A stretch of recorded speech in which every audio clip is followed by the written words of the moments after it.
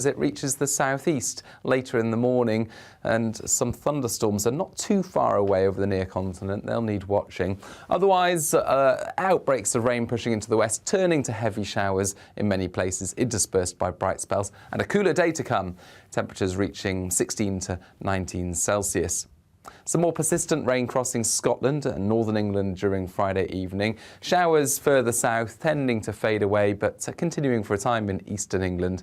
And then clear spells overnight, and with high pressure building from the south for Saturday, actually most places will see a fine day. The best of the sunshine will be in the south, further showers on Sunday.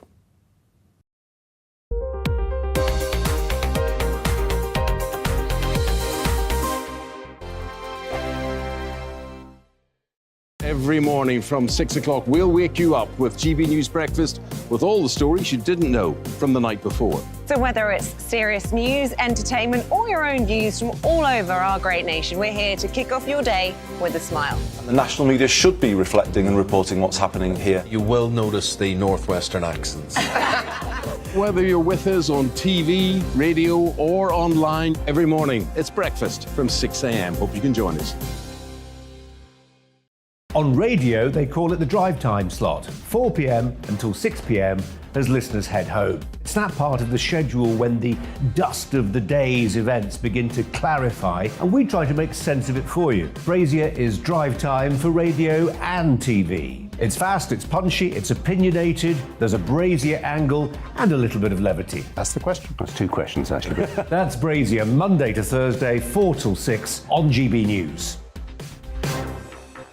Hello, I'm Michelle Dewberry, and you can join me every weekday 6 till 7 on Jubes and Kerr. Me and my panel will get stuck right into the day's events, and I can tell you, in fact, I can warn you, expect some robust debates, some strong opinions and perspectives from both sides of the fence. It's about you at home as well. I love to read out all of your comments, or at least as many as I can. So join me, Michelle Dewberry, Monday to Friday, 6 till 7 on Jubes and Kerr. I'm Dan Wootton. Join me Monday to Thursday from 9 to 11 for the feistiest and most fun news debate on TV, where free speech reigns. I'll bring you a sharp take on the day's biggest stories, bombshell newsmaker interviews, and A-list guests. And I guarantee you, no spin, no bias, no censorship, and no reason to go to bed. That's Dan Wootton Tonight, Monday to Thursdays from 9 on GB News.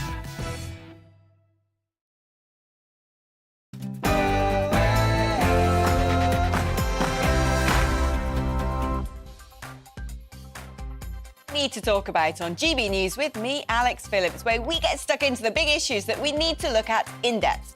Nothing is off the table and nobody's going to be cancelled for giving their opinions. Keeping me company today is political commentator Patrick O'Flynn, and here's what we're discussing on the show. As the cost of living crisis bites, has Boris Johnson reached the end of the road when it comes to U-turns and populist policies? Turkey says no to NATO expansion as Finland and Sweden visit the US.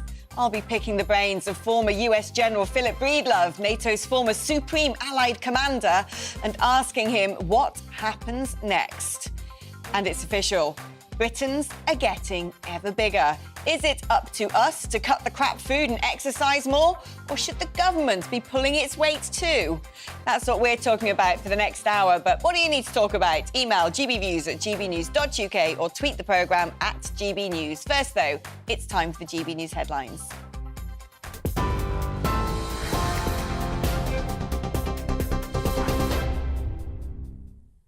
Good afternoon, it's 1 minute past 2. I'm Rhiannon Jones in the GB Newsroom. Boris Johnson's been told that he faces no further action and won't receive a second fine for breaching COVID laws, Number 10 has confirmed. The Met Police has concluded its investigation into alleged breaches of regulations at Downing Street and Whitehall. In total, 126 referrals have been made for fixed penalty notices for breaking lockdown rules during the pandemic. The Met Police has said 83 individuals received fines. 28 of those were given between 2 and 5 referrals. A musician obsessed with serial killers has been jailed for life for the murder of Bobby Ann McLeod in November last year. 24-year-old Cody Ackland will serve a minimum of 31 years after bludgeoning the 18-year-old to death whilst she waited at a bus stop in Plymouth. Ackland was said to have a secret morbid fascination with serial killers, in particular US murderer Ted Bundy. Chancellor's under mounting pressure from businesses, charities and MPs to produce a package of support after inflation hit a 40-year high. There are calls for a windfall tax on oil and gas companies that have benefited from high global prices. Rishi Sunak said in a speech last night that the government's prepared to help families coping with rising inflation. That as the Treasury is under increasing pressure to bring benefit and pension rises forward to help those struggling with the cost of living. Labour leader Sir Keir Starmer says he wants the government to do more. People are really struggling with their bills. Inflation's up, prices are up, wages are down, and the government is imposing tax on them at the same time. And he's got no answers. And he had the opportunity. One of the answers is staring the Prime Minister in the face, a windfall tax to reduce bills by up to £600 for those that most need it, on the profits that oil and gas companies didn't expect to make. I think the Prime Minister will U-turn on this, but by the time he's done that, so many people have struggled with their bills for so much longer. The United Nations is warning that Russia's invasion of Ukraine could soon cause a global food crisis that may last for years. The UN Secretary-General says the situation could lead to tens of millions of people facing food insecurity and famine. Russia and Ukraine account for nearly a third of global wheat supplies. The wars led to soaring global prices. Antonio Guterres has appealed to Moscow to allow the safe export of grain stored in Ukrainian ports. Russia says that if it opens access, it would expect the removal of some sanctions imposed by the West. Meanwhile, Moscow claims that over 750 more Ukrainian fighters have surrendered in the Russian-held port city of Mariupol. Negotiations have been ongoing between the two sides to evacuate soldiers held up in the Azovstal steelworks. According to Russia, it brings the total number of Ukrainian fighters to leave the plant since Monday to 1,730. It's unknown how many remain. Ukrainian officials have declined to comment on the fate of the soldiers. More than 50,000 refugees have arrived in the UK after fleeing the war in Ukraine. Official figures show almost 54,000 people came over under the Family and Homes for Ukraine sponsorship schemes. Around 128,000 applied for visas, but just over half of those who've been issued with one have arrived. The government failed in its duty of care to doctors during the coronavirus pandemic. That's according to the British Medical Association. Its own review into the government's handling of the crisis highlights the lack of personal protective equipment in the early stages.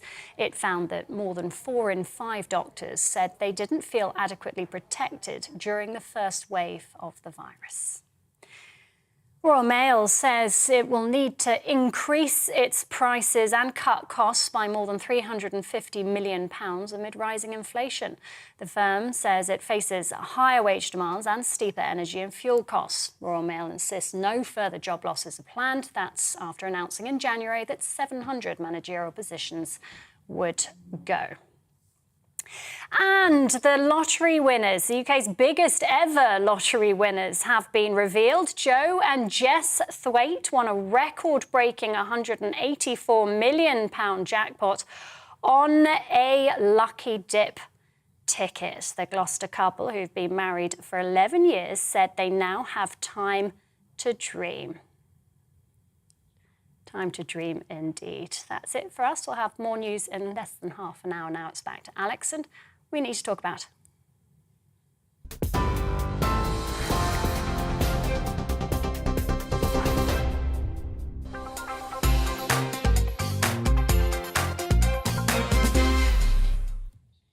Hello and welcome to We Need to Talk About here on GB News. And there's a lot to cover for the next hour, so do stay tuned. We're going to be discussing the cost of living crisis. We're going to be discussing NASA launching things into space. And we're going to be discussing why it is that the nation is increasingly getting fatter and whether or not the government should be doing more about it. I'm joined today by Patrick O'Flynn, who is an old Brexit Party and UKIP colleague of mine. Patrick, great to have you back in the studio. Lots to get our teeth into today. Let's start off, first of all, with the cost of living crisis. You had Rishi Sunak saying, oh, not much I can do about it to the CBI yesterday, promising maybe some tax cuts down the line in return for businesses investing more into research, development, staff training. You had the Governor of the Bank of England saying much the same. Is there more the government should be doing? Well, I do think the government needs to do more, and I do think Rishi Sunak will, sooner or later in the next couple of weeks, come out with a big new package, because his spring statement seemed to be, a bit underwhelming. The political pressure is on this issue, and the government needs to kind of get its story out there. So I do think we've reached a stage with inflation, I think the retail price side of it is over 10% now, and CPI over 9%. I don't think what Andrew Bailey said, urging workers basically not to ask for or take pay rises, I don't think that's a runner. I do think particularly the lower income families, the uprating of universal credit is now quite important and fully justified. And even the Thatcherite Tories such as John Redwood are starting to point that out. So I think Rishi Sunak is downplaying expectations, but politically is likely to intervene certainly in the next month or so with something quite substantial. I mean, a lot of people will be sitting there scratching their heads going, well, what got us into this mess? And it's very easy for people to point their fingers at Putin and say, well, it's war in Ukraine, isn't it, that's pushing up food prices. It's the fact we're having to put sanctions on Russian oil and Russian gas, well, especially the continent of Europe, and that's driving up fuel prices. But is it not also the case that perhaps over the last 30 years, governments have become far too used to shaking the magic money tree to the extent that they thought it was feasible to completely close down an economy and essentially hand out free cash instead? Yes, that's exactly true. For a long time, that kind of monetary expansion, money supply expansion, didn't lead to that much inflation because we had cheap Chinese commodities, Far Eastern goods coming onto the market.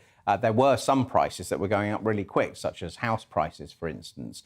But we've seen, time and again, the money supply has been allowed to let rip. Now we've got problems with the supply of basic goods and commodities, particularly natural gas and foodstuffs. And there's too much money chasing too few goods. And when you get that, then prices do let rip. So I certainly think part of the story is an overly lax monetary policy.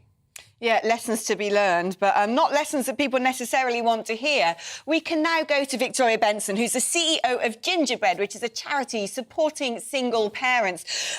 Victoria, there are families up and down the country who are probably waiting to hear that the Chancellor can do something, give something, offer anything to help them out right now. How bad is the situation for people in the UK? The situation is horrendous. Single parents are generally on low incomes. And in fact, 75% of them are on universal credit, even though around 70% of them work. And we're hearing stories daily about people who just don't have any spare capacity in their budget to cut. So they're looking at what can they cut, and it's their bills. They're going to avoid paying on utilities and on housing, and they're struggling to feed themselves and their children. We're hearing too many stories about people who are having one meal a day, that the parents are having one meal a day so that they can feed their children. We're hearing too many stories about people having to use food banks. It's become normality. It's which is just awful. And is it the case as well that perhaps there are a lot of politicians out there who are saying people may have forgotten how to economise? I mean, that might sound heartless, but do charities like yours also give people basics when it comes to how to cook a family meal for as cheaply as possible, how to cut back on things that, perhaps they can go without during a crisis like this when the government are saying that their hands are tied? Yeah, I mean, on the second point, for single parents, this started in the pandemic, so prices have been going up and their incomes have been going down.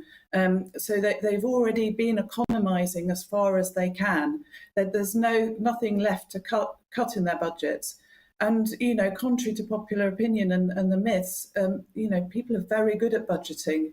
They know how much money they've got down to the last penny, and they're not spending on things that aren't necessities. In fact, we're now hearing about people that are cutting things that you would consider to be a necessity. So, you know, people are cutting their Wi-Fi contracts and you know, that they're using their heating and their electricity, and they're looking for meals that they can cook with their kettles. I mean, this isn't about cutting any more expenses, because there's nothing left to cut. And as far as, you know, the ability to cook meals, again, you know, single parents are really used to making things go as far as they can. They're really used to you know, shopping for bargains, for cooking meals really low cost. This isn't a new situation for them. And the answer isn't to give them cookery classes. The answer is to give them more money, because, you know, they simply do not have enough income to cover their most basic costs. Victoria Benson, CEO of Gingerbread, thank you ever so much for coming on the show today. Thank you. Well, GB News has been out and about in Arnold in Nottinghamshire, getting local people's thoughts on the cost of living. Here's what they had to say. What I've had to do, I've had to adjust the way I live, my style of living, cut down on certain things to make sure I've got money to compensate for bills which are more important. So I have to like assimilate what's important and what isn't, and work out my money budget that way to pay for bills. Well, it's made me skint. It's made me not have a lot of money at all, and the cost of food and everything when you haven't got a lot of money is ridiculous at the moment. Electric bill's been going up, it's nearly doubled. I've got public transport bills going up about like 20p a trip, so I have to get 3 buses just to get to work, so that's 30p each way, so 60p a day, which is about £3-4 a week. And then they give us a pay rise, yeah, but then they put the national insurance up, so they're giving it in one hand, taking it straight off us with the other. What they need to do, instead of taking money off us, the government get more money than us, take it off them. They're getting 75 grand a year. Why? Sitting on the bum doing nothing. Take money off them, not us. Well, joining Patrick and I in the studio now is Ben Habib, who is a former Brexit Party MEP and businessman. Now, Ben, I mean, Patrick and I were discussing earlier whether or not this is a problem of the government's own making by shaking the magic money tree once too often. If we've all become a little bit too drugged up on free money, that might have led to inflation. And now the government's hands are tied in being able to do anything about it. What's your take? Well, I completely agree. I mean, we've had 2 massive economic experiments in the last 12 years. The first one was the beginning of using the money tree back in 2008, 2009, the printing of money to effectively finance the government's deficits as we came through that credit crunch. And what that did was to devalue the pound in your pocket. And if you were asset rich, it was terrific because all asset prices went up. But those people who lived from hand to mouth had a devalued pound in their pocket. So the working classes, middle classes, got really dumped on in 2008, 2009. Wind the clock forward 12 years, and you have another massive economic experiment by the government, locking people down for protracted periods, and again shaking that money, that magic money tree, which again has that same effect of devaluing the pound in your pocket. So the working class and middle classes has there's a 4-letter word that comes to mind that I won't use, but they've been dumped on for the last 12 years. And what this government has got really, really wrong, and previous Conservative Party governments have got wrong in the last 12 years, is a failure to go beyond the necessity of printing money to think what then is required to balance the economy as we turned off that magic money tree. What was required in order to get small businesses moving again, getting working class people back on the front foot, balancing the inequity of asset prices going up and making those who caused the credit crunch in the first place richer. There was no vision of how you come out of these 2 massive economic experiments with the country doing well. And in a sense, the last economic experiment was, just from a purely economic perspective, was the most disastrous because they stopped the private sector from trading and they printed money. And that is what really has caused the cost of living crisis that we're now facing. And it comes from two effects. The first is that during that lockdown, no thought was given to the fact that depleting oil reserves and depleting gas reserves during lockdown, because we didn't need them, would suddenly need to be addressed at the end. And so what you had was, as we came out of lockdown, gas reserves at about 30% below where they were pre-COVID. Oil reserves similarly down a staggering percentage. And so when the taps were turned back on, if you like, with demand, as we unlocked, we had surging demand for oil and gas for which we were not prepared.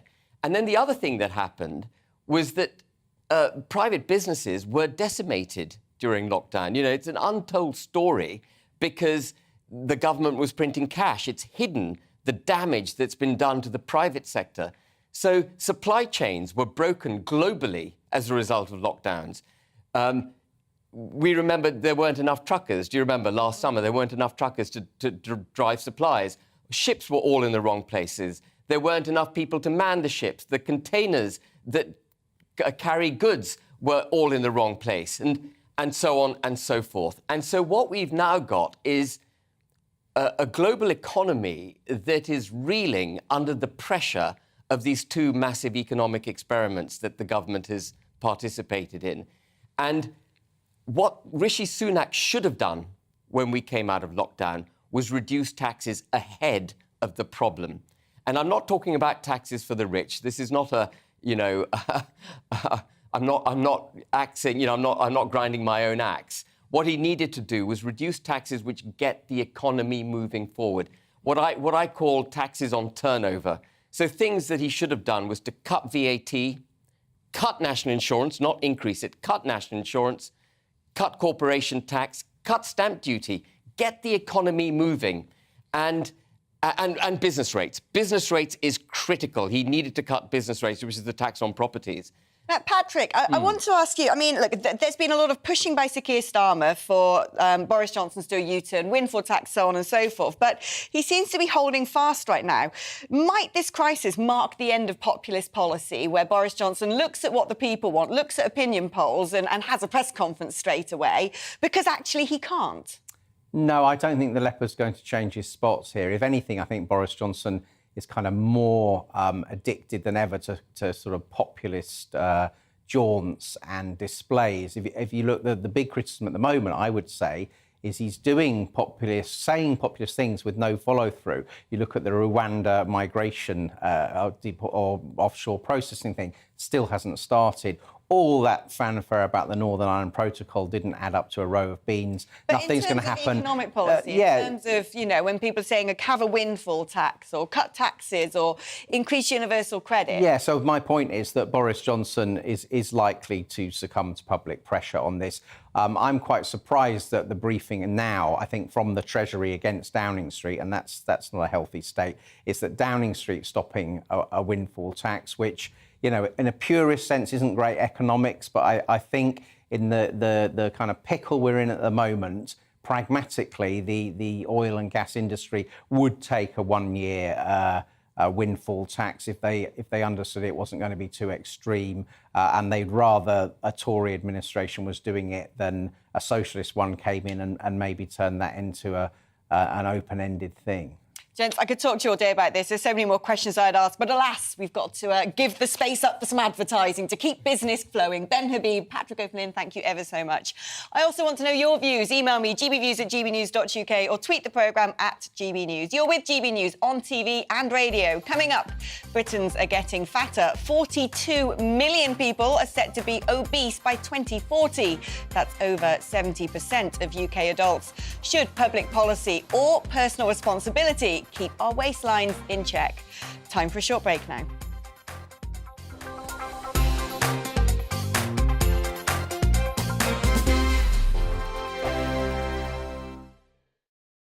Every morning from 6 o'clock, we'll wake you up with GB News Breakfast with all the stories you didn't know from the night before. So whether it's serious news, entertainment, or your own views from all over our great nation, we're here to kick off your day with a smile. The national media should be reflecting and reporting what's happening here. You will notice the northwestern accents.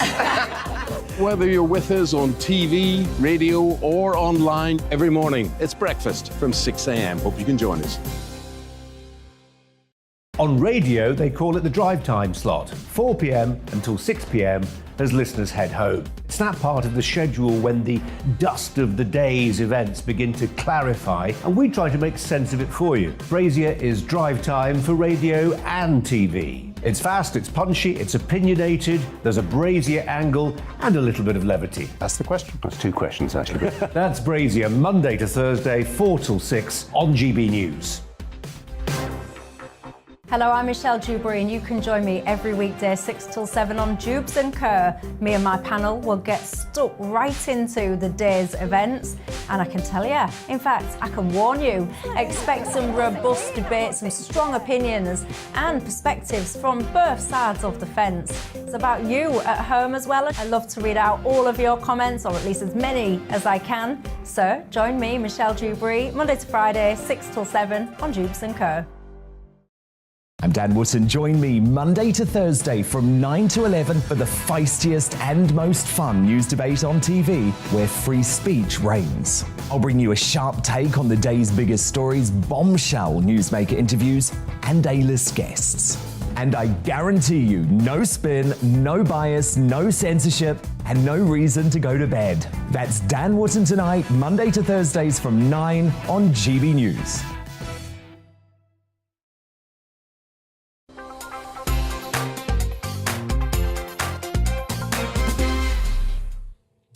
At one point, he was running around with that mangy little dog and was dressed like an overgrown skater boy with his personal pap in hot pursuit, having just dodged the ventilator during COVID. I was too fat, fessed up Boris after his deadly wake-up call made him see the light and realised it often came from the fridge. And so, he got a geezer who owns a fancy fast food chain whose burgers have almost double the calories of a Mackie D's to come up with a plan. Well, even that seems to be hidden under a pile of pizza boxes and Prosecco bottles in number 10. But perhaps it's time he dug it back out. Because today, for the first time ever, obese people outnumber healthy ones. More than 42 million adults will be overweight or obese by 2040, according to Cancer Research UK. That means 7 in 10 people. Already, just under 2/3 or 64% of adults have too much timber, with figures getting fatter every year. To find the solution, first, surely, we must find the cause. Is it our sedentary lifestyle? Too much processed food? Or is it just too much food, full stop? And how does the government slam the brakes on the biggest public health crisis today without being accused of force-feeding us a diet of directives few can stomach? Well, I'm joined on the line by Christopher Snowdon, Head of Lifestyle Economics at the Institute of Economic Affairs. Great to have you on, Christopher. Now, what is your take on this obesity crisis? I mean, do you think it's a looming disaster we all need to be worried about and the government must act at once, or are you perhaps a bit more sanguine? Yeah, it's not important. It's not a public health crisis. It's a private health problem for some people. And if they want to lose weight, then there are various ways they can go about doing that. But the government's not going to get people to lose weight. In fact, this projection today, I mean, if you think about it, it's not a great endorsement of the government's strategy. The government is doing a lot about this. I know it's delayed this bog-off ban, but it's still going to bring it in. It's going to bring in the advertising ban. It's already brought in the sugar tax, got a food reformulation scheme. Various policies are coming in, and yet Cancer Research still think that the number of people who are obese is going to keep increasing over the course of the next 20 years. Whether they're right or not, I don't know. I think this is just a gimmick to try and get the issue back in the news. Obviously, it's worked, but nobody knows what the rate of obesity is going to be in 2040. And to be quite honest with you, I don't particularly care. I've never cared what size or shape people are. I don't think it's important. Certainly not to me. It might be to them. Now, someone who might find that important, don't go anywhere, Christopher, do stay there, is Tam Fry, chair of the National Obesity Forum, who joins me here in the studio alongside Patrick O'Flynn. Now, Tam, Christopher Snowden saying this is a private health crisis. If people want to lose weight, fine, go ahead, but the government has no right really interfering in what people are putting in their mouths. Well, he's actually quite wrong. It's not a private health crisis. It's costing the country £58 billion a year, obesity and all the other things that go with it. So it's actually a national crisis, and it has been for a long time, and it's been recognised by successive governments as a long time. And one real problem I have is that they've done nothing about it. And I'm absolutely aghast that we've now just had another U-turn. Well, what do you think they should be doing about it, sticking with you on that point? What they should be doing is having a proper strategy, which has been proposed to them in 2019 by the Chief Medical Officer. She wrote down all the things that she thought needed to be done and benefited them, and said exactly which departments should be actually putting them in place, sent it to Boris Johnson at his request in October 2019. And all he did was to come up with a sort of wishy-washy plan in 2020, which is far insufficient. And going back to you, Christopher, I mean, it is costing us, Tam says, 58 billion. I don't know the exact figures, but surely the COVID crisis showed us that there is a problem going on here, because a lot of people who died from COVID had metabolic syndrome as a result of poor diet. So, I mean, surely the government needs to do something about this, if only to help save money in the NHS.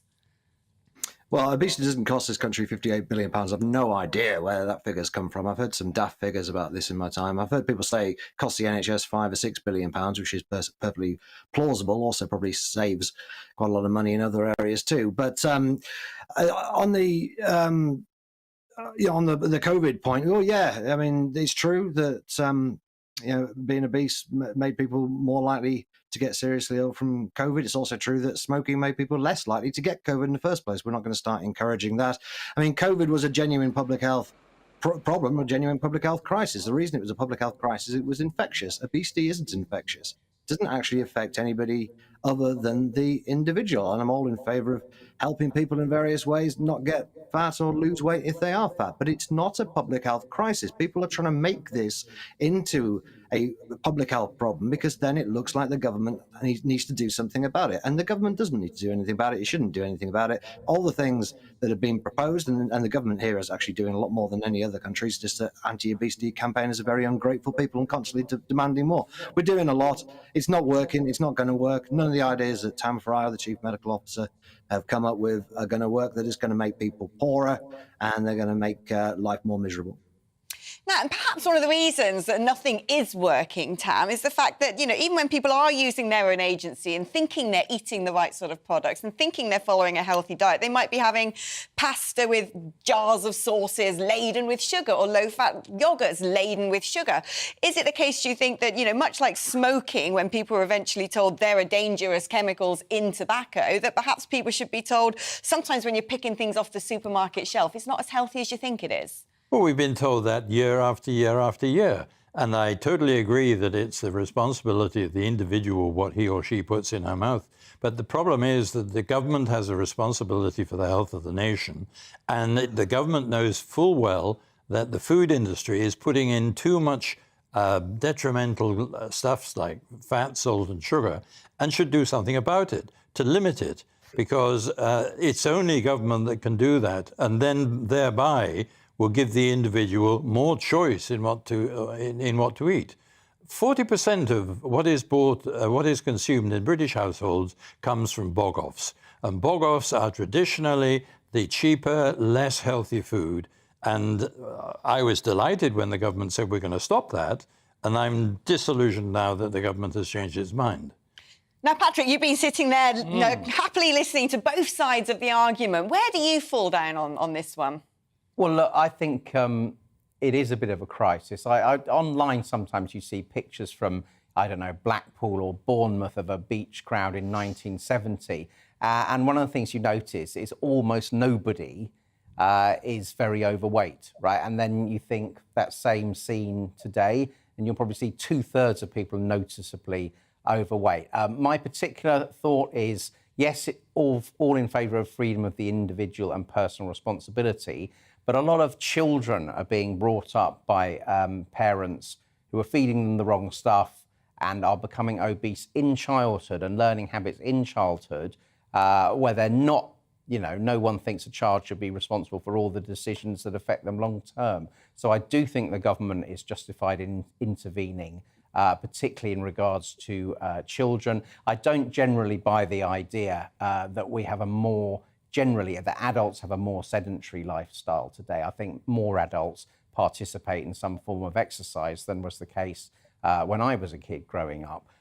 So I do think there's something there about the amount of processed food and the amount of salt, sugar, fat, the size of portions. I think the bringing in of calories on restaurant menus is a good thing for those people who can still afford to go out to dinner. It's useful to inform the consumer. But I think on the basis of children, particularly from poorer homes, being saddled with potentially life-limiting conditions like diabetes in youth, that an interventionist government approach is justified.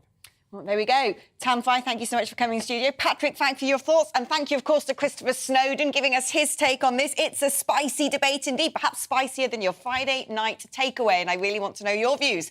Should public policy or personal responsibility be keeping our waistlines in check? Email me, gbviews@gbnews.uk. You're with GB News on TV and DAB Radio. Coming up, I'll be talking NATO expansion, Russia and Ukraine with General Philip Breedlove, the former NATO Supreme Allied Commander for Europe. Now, though, it's time for a check on the news headlines.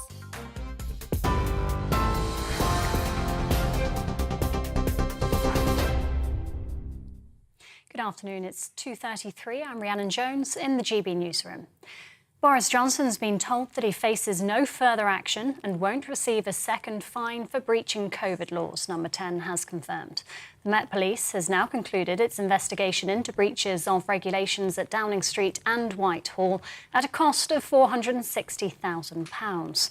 In total, 126 referrals have been made for fixed penalty notices for breaches of lockdown rules during the pandemic. The Chancellor is under mounting pressure from businesses, charities and MPs to produce a package of support after inflation hit a 40-year high. There are calls for a windfall tax on oil and gas companies that have benefited from high global prices. Rishi Sunak said in a speech last night that the government's prepared to help families cope with rising inflation. A musician obsessed with serial killers has been jailed for life for the murder of Bobby Ann McLeod in November last year. 24-year-old Cody Ackland will serve a minimum of 31 years after bludgeoning the 18-year-old to death while she waited at a bus stop in Plymouth. The United Nations is warning that Russia's invasion of Ukraine could soon cause a global food crisis that may last for years. The UN Secretary-General says the situation could lead to tens of millions of people facing food insecurity and famine. Russia and Ukraine account for nearly a third of global wheat supplies. The wars led to soaring global prices. The UK's biggest ever lottery winners have been revealed. Joe and Jess Thwaite won a record-breaking £184 million in jackpot on a lucky dip ticket. The Gloucester couple, who've been married for 11 years, say they now have time to dream. TV Online and DAB Plus Radio, this is GB News. Is back to We Need to Talk About with Alex in just a moment.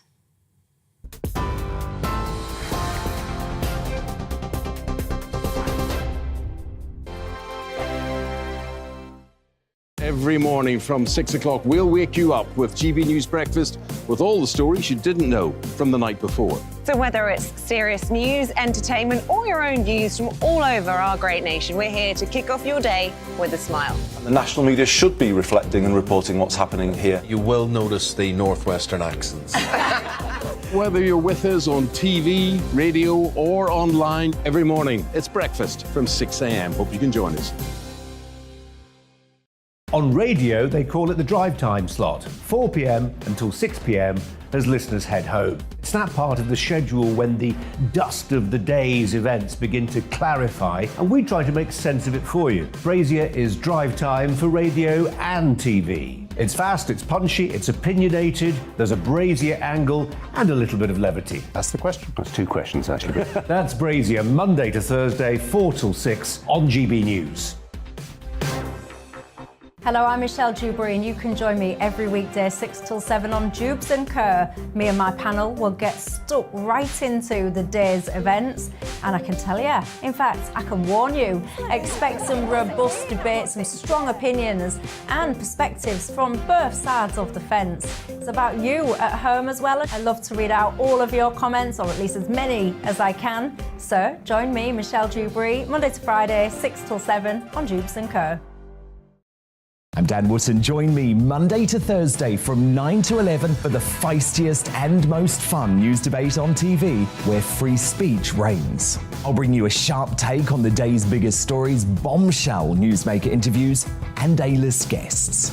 And I guarantee you, no spin, no bias, no censorship, and no reason to go to bed. That's Dan Wootton tonight, Monday to Thursdays from 9 on GB News.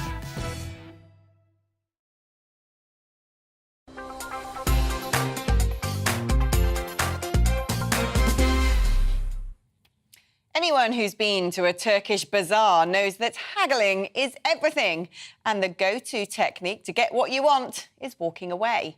Well, one person who knows how to deploy this diplomatically is Turkish President Recep Erdogan, no stranger to using a crisis to get what he wants. First, the migrant crisis gave him strong leverage to demand billions from the EU, saying his country had become a refugee warehouse. Now, as Finland and Sweden join Joe Biden for a conflab over their NATO applications, the Turkish rabble-rouser is throwing a spanner in the works, saying the Nordic nations harbour terrorists and blocking an early vote to fast-track their membership. So, who are these supposed terrorists, and can Erdogan be assuaged? Well, joining me now is General Philip Breedlove, a retired four-star general in the US Air Force who served as Supreme Allied Commander for Europe of NATO. Fantastic to have you on the show, General. Let's start off with Turkey blocking the membership for now, or the fast-track membership of Finland and Sweden. What's going on there? Well, I think you actually cast it very well in your introduction. The Turkish ambassadors at NATO are incredible diplomats.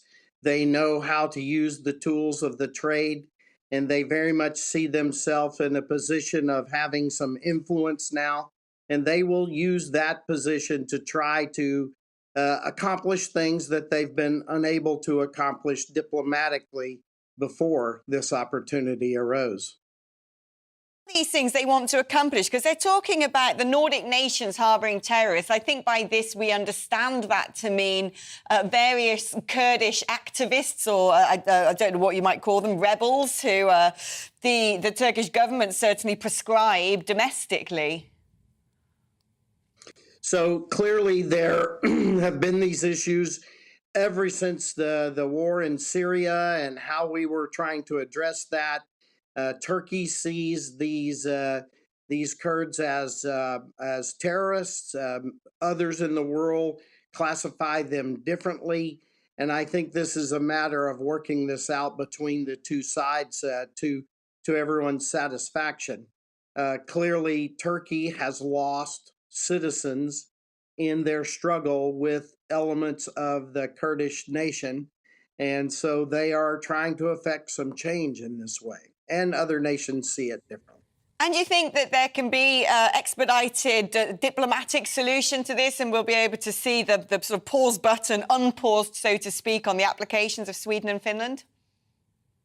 Well, you asked me, do I believe it? I'm not sure yet, but I do believe that it should happen. These are two great nations who have been great partners with NATO for some time. They are militarily capable and absolutely interoperable. Their tactics, techniques, and procedures militarily are well entwined with NATO ways of doing business. And frankly, they have a lot of experience with Russians, and these will be two great nations to bring into NATO. Now, there's been a fairly loud narrative throughout the invasion of Ukraine that people are saying, well, this was really provoked by the expansion of NATO and rhetoric coming out of the Kremlin threatening hellfire and brimstone should Finland and Sweden dare join the defensive pact. But so far, not much. Do you think that we've called Russia's bluff successfully? I do. NATO has been pushing that narrative for some time, and we know that it's, as you say in Britain, rubbish. And so we need to just move forward. And as you know, Mr. Putin made a huge deal about this early, but he now seems to be softening the edge a bit as he sees it's going to happen no matter what. And just one last little note on this. You remember the two documents that Mr. Putin gave us early in this business and said, sign these two documents or else. And then we figured out that the war was his or else. In those documents, he wanted less NATO, less weapons, and less U.S. in the forward area. And now he's going to have more NATO force, and yes, U.S. Capability in the forward area. So we are answering his demands with, we're not going to reward your bad behavior.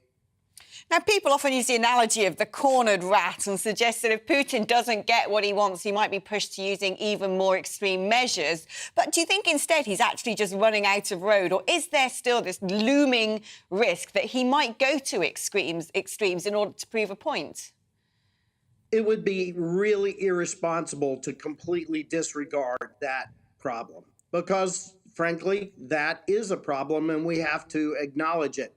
And Mr. Putin and General Gerasimov and others have written about it for years, about how nuclear weapons and weapons of mass destruction are a logical extension of the conventional battlefield. Now, some of that is to deter us, and some of that may be actually part of their thinking. To their great credit, their threats of nuclear and World War III have almost completely deterred the Western alliances. We are deterred in many ways of things we're doing. And even now today, we're deterred in some of the weapons that we're sending because of these threats. So we again, need to respect them, but we need to not take counsel of our fears, and we need to move forward, just like leaders did in 2008 when they sent force in to Georgia, just like very recently in the last U.S. administration, where we took a Russian unit off the battlefield in northern Syria, almost completely destroyed it. We have, and in the Cuban Missile Crisis, we have stood up to this deterrence and move forward. And I think now is another time that we need to get past our concerns and our fears and stand up to this deterrent posture that Mr. Putin has adopted and move forward towards peace. General Philip Breedlove, fascinating having you on the programme. Thank you so much for joining us. I do hope you'll join us again. It's been wonderful to have your views today. Former NATO Supreme Allied Commander for Europe, no less. Patrick, what's your take on all of this? I mean, it's constantly an ever-moving jigsaw, isn't it? Bits of the puzzle. And so far, all the naysayers have said, well, you know, if we do this, Putin's going to do that, or apocalypse now. Well, it's just not coming to pass, is it? And it seems to me that the conflict's being reduced to these areas in the east and the south, the contested areas that perhaps we were used to before Putin invaded Ukraine. I think if you can imagine Sweden and Finland applying to join NATO in circumstances where Putin hadn't invaded Ukraine, you could see it turning into a new Cuban Missile Crisis, 2 minutes to midnight type scenario. But the fact is, Russia is massively overextended, massively isolated.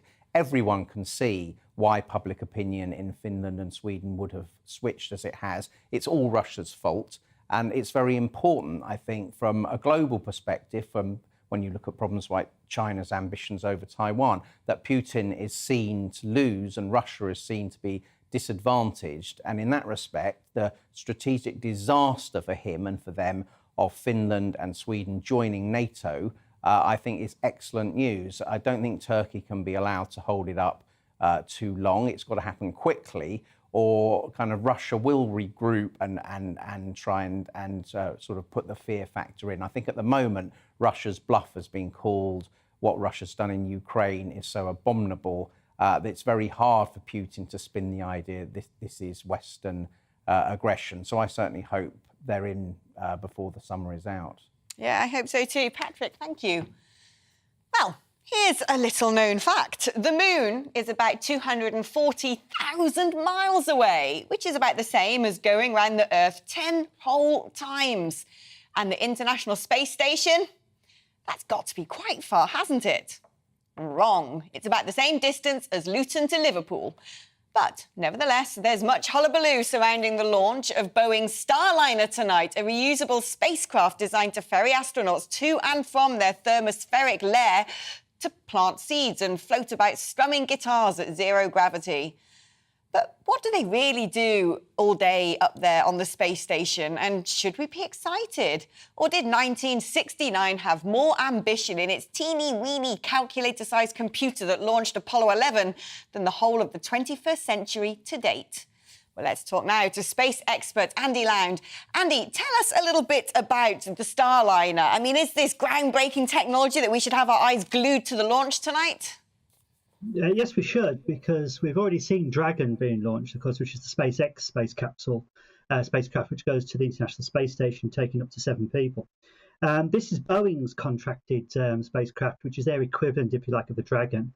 And the American government has put 2 contracts in place, one for Boeing and one for SpaceX. So this is exciting because this is Boeing's version of it.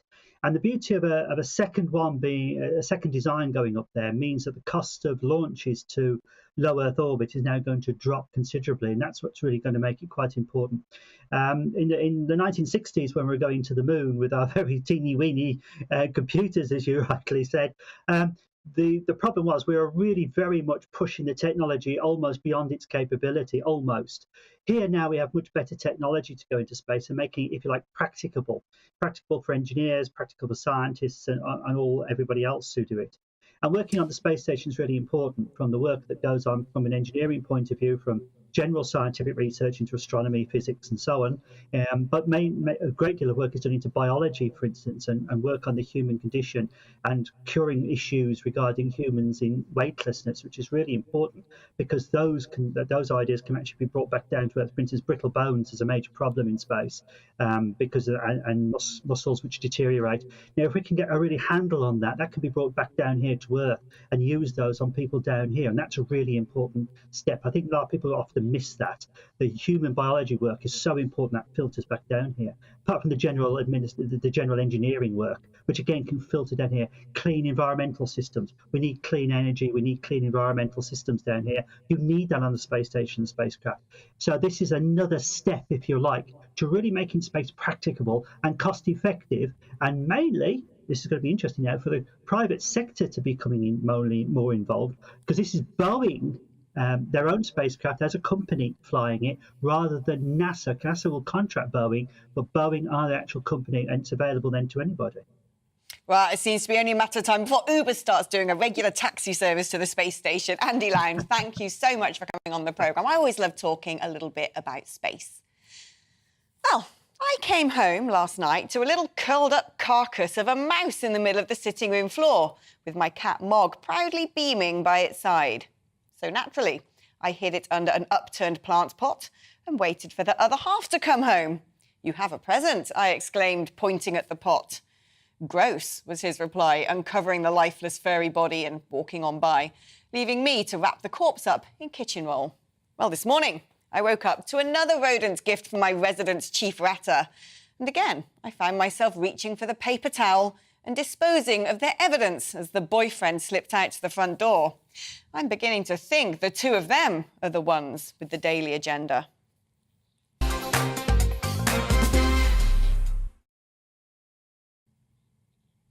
Just when we all got used to Sleepy Joe's slip-ups, along comes George Bush to remind us that another relic of American politics also had a habit of getting things very wrong. And the decision of one man to launch a wholly unjustified and brutal invasion of of Ukraine. Iraq, anyway. 75. Oh, dear. I'm minded to remember some of his other Bushisms. Our enemies never stop thinking about new ways to harm our country and our people, and neither do we. You teach children to read and he or her will be able to pass a literary test. And the all-time classic, they misunderestimated me. Oh yes, George, they really did. Now, normally when it's time to freeze someone out, you send them to Coventry. Well, not for Party Marty, purveyor of Prosecco at the Downing Street bashes that are about to be laid bare in grisly detail by Sue Gray. Oh no, like many a public servant put out to pasture before him, he's been offered an ambassadorial position. But it's the location that's made a lot of us smile, because Martin Reynolds, Boris's former principal private secretary, is being diplomatically dispatched to the driest patch of earth possible, where hitting the bottle is punishable by public flogging and even prison, or if he's lucky, fines. He's off to Saudi Arabia. I mean, with 126 fines finally doled out to Downing Street for downing more than a few, he should be well used to those. A police detective who said her £40,000 salary left her struggling to feed her kids has been busted for having a holiday to Portugal. OK, maybe you think I don't care about hard-hit families up and down the country, but as someone from one, I can't help but think that this story is indicative of the world we live in today. When I was a kid, I wore my brother's old shell suits, and the annual holiday was a car-sick-inducing drive to North Wales to stay on a weird farm while my classmates flew to Mallorca. I had an NHS reject desktop computer at university while my peers had laptops, and worked multiple jobs to top up my loan. I often subsisted on a bowl of ready brek or a tin of Spam. So I can't help but wonder how many people using food banks have multiple smartphones, cars on finance, flights to Fuerteventura, TVs with 900 channels, and buy a weekly takeaway. Maybe that's unfair. There are a lot of people out there really struggling to get by, but perhaps as a society, we've come to expect too much and have forgotten how to enjoy some of the simple things in life. Patrick, do you think I'm being unfair with that final point? No, I certainly think the police officer on £40,000 a year, I struggle to see how such a person could have to end up using a food bank. And you are right that we used to have, I'm a bit older than you, obviously, but a kind of hand-me-down, thrifty approach to life, and society became used to not having to do that anymore. Suddenly we find that we do. And a lot of people are unaccustomed to being able to do that. And I even agree with the Tory MP the other day who said there are some people who don't know how to cook on a budget and got held down for it. Patrick, thank you ever so much. I'm glad someone kind of agrees with me. I got a lot of glares, I must admit, from my production team when I said I was going to riff on that one. Just time to tell you, GB News Radio is officially the fastest-growing radio station for UK audiences. Radio listening figures released today tell us that 239,000 of you are listening to GB News every week, and over 1.5 million hours of GB News Radio have been listened to since we launched only in January. And that's all down to you, our beloved, loyal audience. So, if you've not yet listened to GB News Radio, what's keeping you? It's very simple. We're on DAB plus digital radio, on the Radio Player and TuneIn apps, on your smart speaker, or online at gbnews.uk. You can listen in your car. You can listen at home or on the move with GB News Radio. You never need to miss a moment of the People's Channel, GB News. Well, that's it for now. Join me again for We Need to Talk About tomorrow at GB News on DAB Radio and TV, of course, and on our app and on YouTube at the same time, 2 o'clock tomorrow. Stay tuned for the briefing after a short break and the weather forecast. Hello again, I'm Aidan McGivern from the Met Office. Following the very lively thunderstorms that affected parts of South and South East England last night, most places are dry today. Sunny spells, still a few showers around, mainly towards the northwest, closer to this area of low pressure. But the storms have now moved through, a legacy of cloudier skies across central and eastern England for a time, perhaps even the odd light shower. But even these will tend to fade away. The cloud will break up. Sunny spells coming through. The best of the sunshine, eastern and southern Scotland, northern England, Wales and the southwest by the afternoon.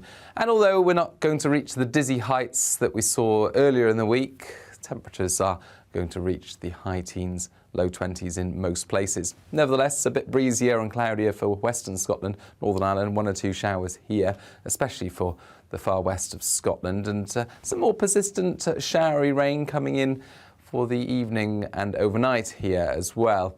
But elsewhere, a dry start to the night, increasingly cloudy and relatively mild, most places seeing lows of 9 to 12 Celsius. But we start with a tongue of light rain